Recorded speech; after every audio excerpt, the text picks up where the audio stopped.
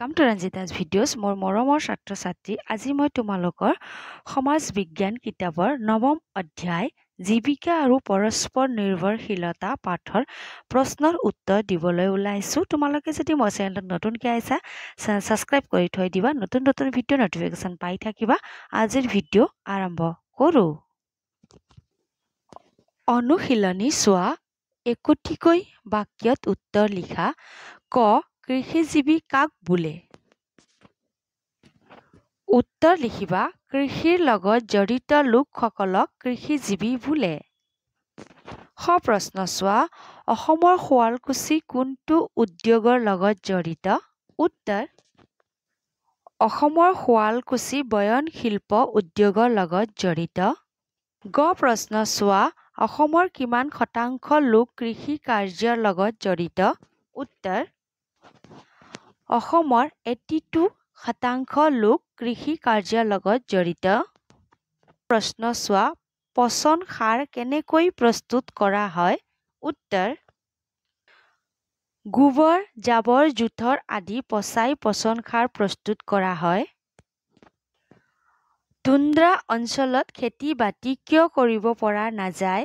উত্তৰ, টুন্দ্ৰা অঞ্চলসমূহ বৰফেৰে আবৃত হৈ থাকে কাৰণে তাত খেতি বাতি কৰিব পৰা নাযায়। অসমৰ বেছিভাগ মানুহৰ প্ৰধান বৃত্তি কি? উত্তৰ, অসমৰ বেছিভাগ মানুহৰ প্ৰধান বৃত্তি হৈছে কৃষি। কৃষি বনুৱা কাক বোলে?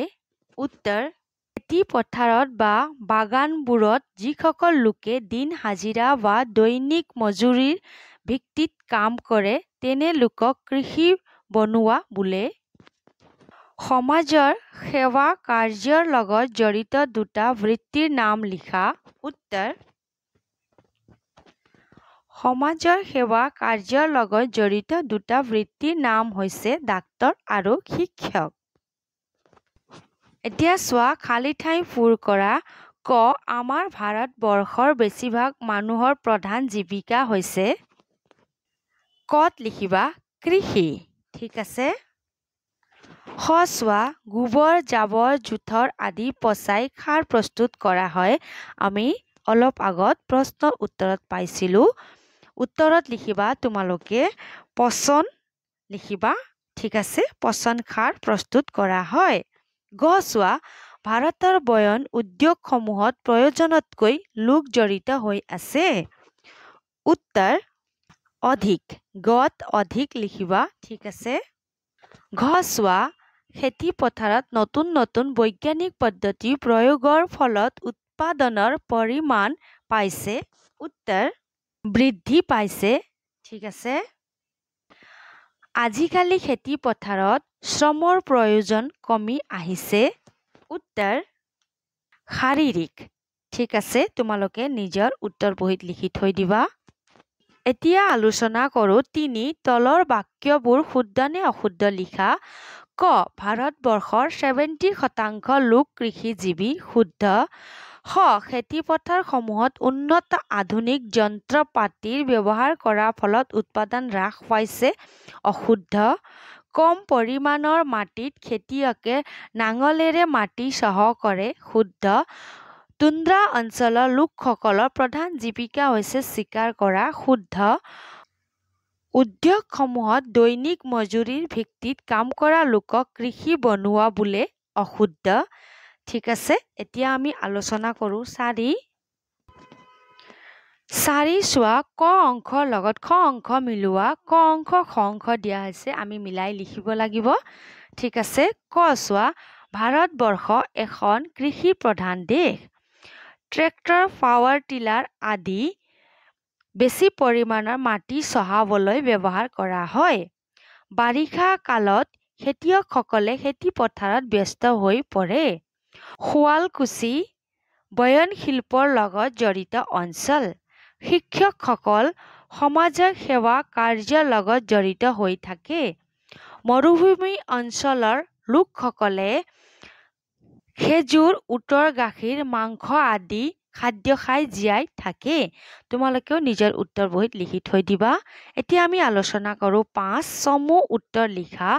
ক, প্ৰশ্ন চোৱা বৃত্তি বুলিলে কি বুজা তুমি সমাজ জীৱনত দেখা কেইটামান বৃত্তিৰ উদাহৰণ লিখা উত্তৰ মোৰ মৰমৰ ছাত্ৰ-ছাত্ৰী উত্তৰ মই কিতাপত দিম ঠিক আছে যেতিয়া তোমালোকে ভিডিঅ' চাবলৈ বহা কিতাপ লৈ বহিবা মই আগৰ ভিডিঅ'তে কৈছিলো উত্তৰ চোৱা এজন মানুহে নিজৰ লগতে পৰিয়ালৰ লোকসকলৰ বিভিন্ন প্ৰয়োজন পূৰাবলৈ মানুহজনে কৰা কামটোকে মানুহজনৰ বৃত্তি বা জীৱিকা বোলে যেনে উকিল পুলিচ শিক্ষক নাৰ্ছ ইয়াত দিয়াই হৈছে তোমালোকে লিখি ল'বা ঠিক আছে প্ৰশ্ন চোৱা কৃষি বনুৱাসকলে খেতি পথাৰত কাম নাথাকিলে কেনেদৰে জীৱন নিৰ্বাহ কৰে লিখা উত্তৰ চোৱা খেতি পথাৰত কাম নাথাকিলে কৃষি বনুৱাসকলে তাঁত বোৱা বাঁহ বেতৰ কাম কৰা শিলৰ কুৱেৰীত কাম কৰা ৰিক্সা চলোৱা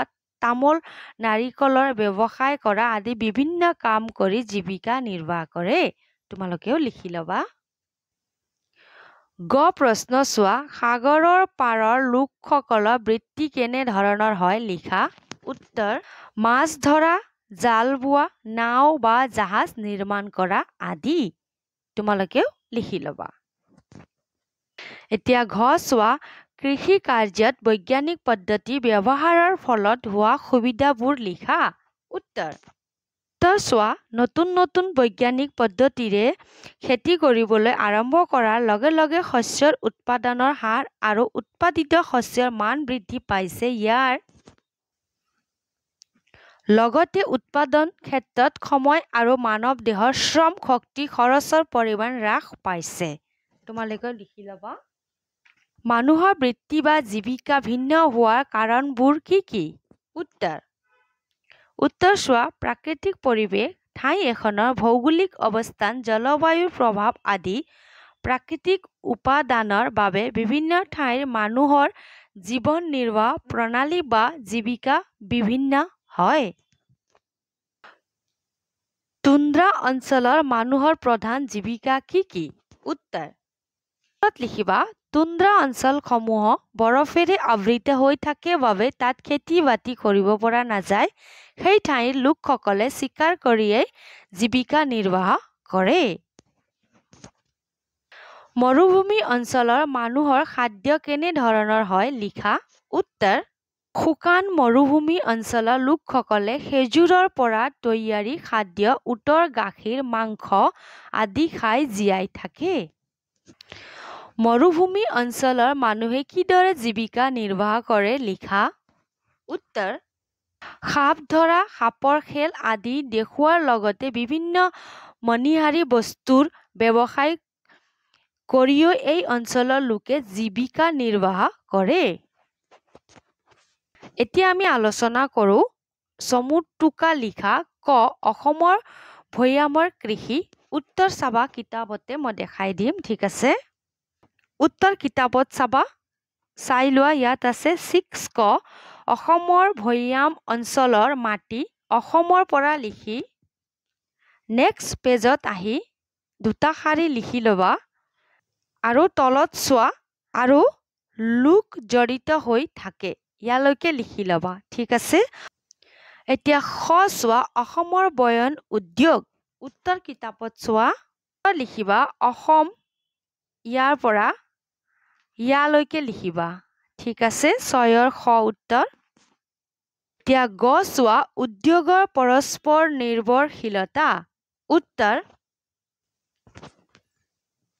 6ৰ উত্তৰত লিখিবা বৰ্তমান সময়ত বৰ্তমানৰ পৰা নিৰ্ভৰশীল হৈ থাকে ইয়ালৈকে লিখিবা ঠিক আছে চোৱা টুন্দ্ৰা অঞ্চল উত্তৰ লিখিবা ইয়াৰ পৰা পৃথিৱীৰ পৰা তোমালোকে ব্যৱসায় কৰে লৈকে লিখিবা ঠিক আছে তোমালোকে নিজৰ উত্তৰ বহিত লিখি থৈ দিবা এতিয়া আমি আলোচনা কৰো 7 পাৰ্থক্য লিখা এটি বা দুটিকৈ পুৰণি কৃষি পদ্ধতি আৰু আধুনিক কৃষি পদ্ধতি পুৰণি যাতায়াত আৰু যোগাযোগ ব্যৱস্থা আৰু আধুনিক যাতায়াত আৰু যোগাযোগ ব্যৱস্থা মই তোমালোকক উত্তৰ দি আছো ঠিক আছে 7 ক উত্তৰত লিখিবা পুৰণি কৃষি পদ্ধতি। পুৰণি কৃষি পদ্ধতিত মাটি চহাবলৈ নাঙলৰ ব্যৱহাৰ কৰিছিল।